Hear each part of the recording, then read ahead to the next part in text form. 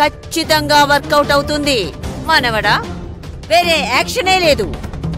అన్నీ బానే జరుగుతాయి గాని నువ్వేం టెన్షన్ పడకు. రిలాక్స్ గా రెడీ అవ్వు. గో.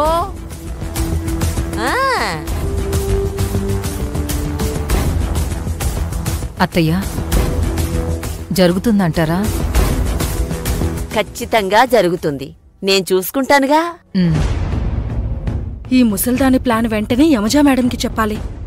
కొత్తగా ఉద్యోగానికి పోతున్నావు కదా, జాగ్రత్తగుండు బిడ్డా. కావేరి, పొద్దుగల్ని యాడికి పోయినావు?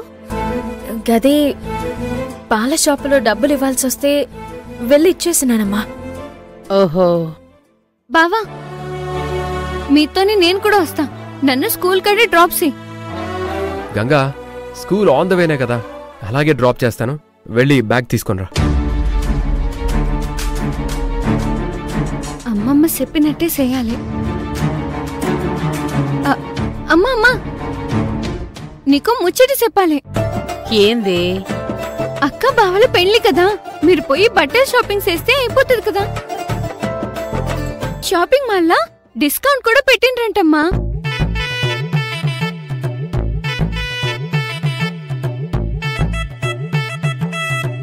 పెళ్లి షాపింగ్ మీద 50% తగ్గింపంట.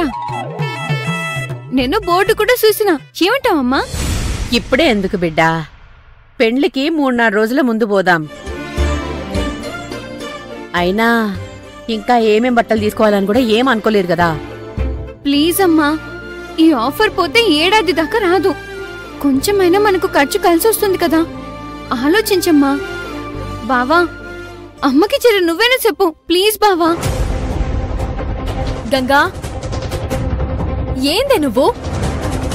బావకి హాస్పిటల్ లేదనుకున్నావా?